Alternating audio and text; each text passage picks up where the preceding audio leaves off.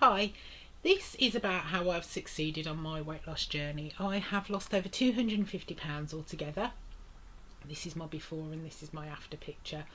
I've done that with a combination of Slimming World. I've lost over £100 with Slimming World, and then I switched over to WW and I've lost over £150 with WW. I just wanted to talk a little bit about how to succeed, basically how I've succeeded on my journey, the things that I've done to succeed. The first thing is, it's making a commitment. It's going to be a commitment, and it's going to be a lifelong commitment as far as I'm concerned. There is no quick fix. There is no quick weight loss. It's took me 3 years to get to goal. And I've been maintaining now for nearly 2 years, and I can still continue to do the WW plan, and I will continue to do it. It's about changing your lifestyle and changing your perspective, basically. Every other time, I've said it before and I'll say it again and again and again, every other time that I have started a weight loss plan, it has always been a diet. And I've been waiting for that diet to end so that I can eat the foods that I was eating before. That is never going to happen. I'm never going to be able to go back to eating the stuff that I was eating on a daily basis before, because else I'm going to get to the size that I was before. At my biggest, I was 31 stone 1 pound.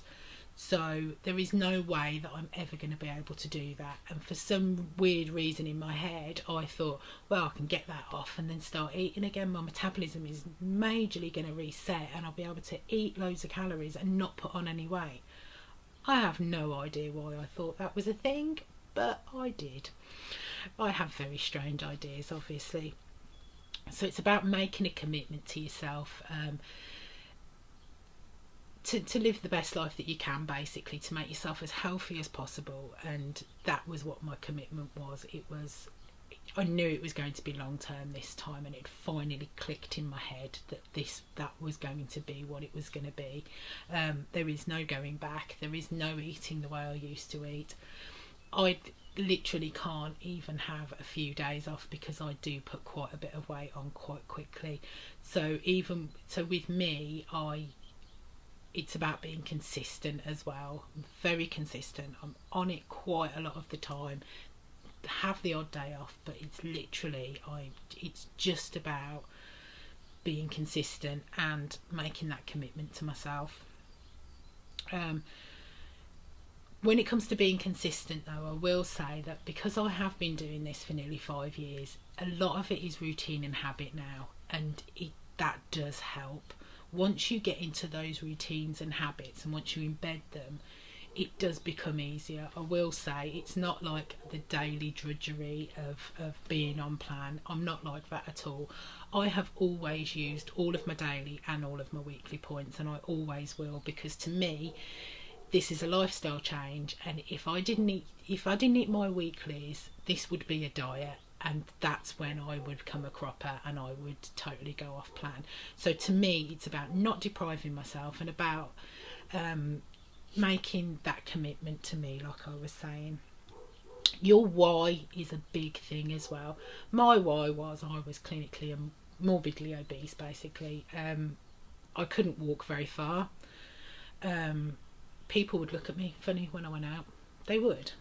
My partner would say, no, they won't, but they did. I don't care what anyone says, they did.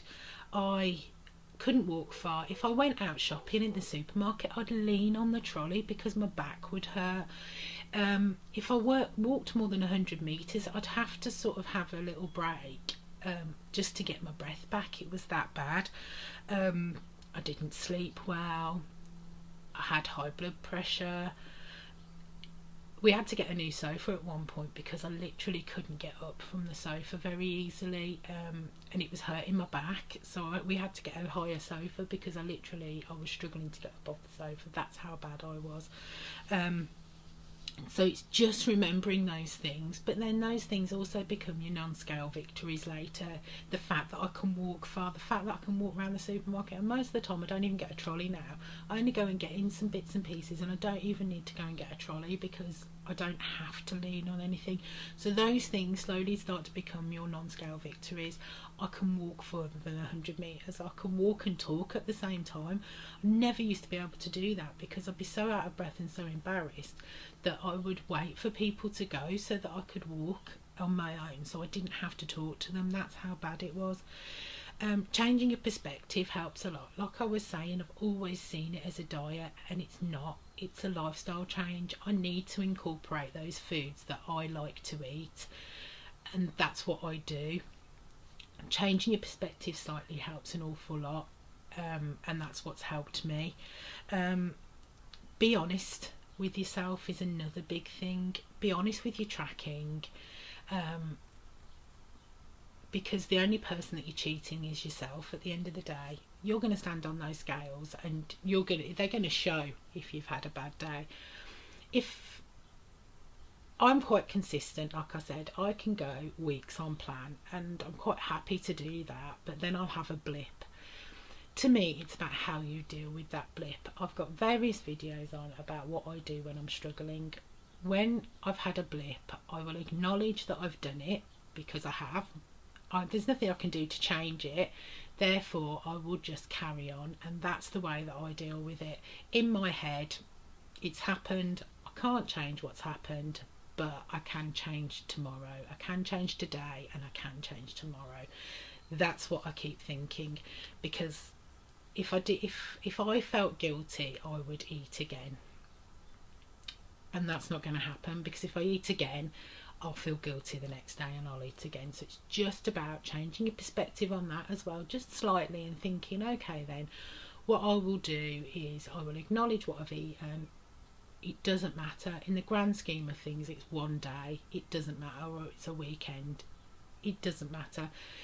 Also, what helps for me quite a lot is if I enjoyed what I ate, because sometimes I eat and I don't actually enjoy it, and it's just trying to remember the next time that it happens. Well, hang on a minute, I didn't really enjoy that next time, so maybe if I try something different, or I won't eat that. It does help sometimes with me. It doesn't help all the time, but it does help sometimes. So when it comes to my success on my weight loss journey, it's remembering what my why is really important to me. It's the fact that I know that I've made that commitment to be the best version of myself. That's also helped an awful lot. Making that commitment and knowing that this is a lifelong lifestyle change has helped enormously. Like I was saying, it's always been a diet, it's always going to end. As far as I'm concerned, I've got it in my head now, that is not the case. This is my new lifestyle. Habits and routines, like I said, help an awful lot with that. When you get into those habits and routines, the old ones tend to drop off. Some of them are still there, and I'll still think, oh, I'll have a massive plate of food, and then I'll get it and think I can't eat all of that. So they're still there, but those habits and routines start to really help guiding you on the right path. I know it sounds funny, but it really, really does help. After a while, it's about being consistent for that long that you embed those habits and routines. And like I said, be honest with yourself. I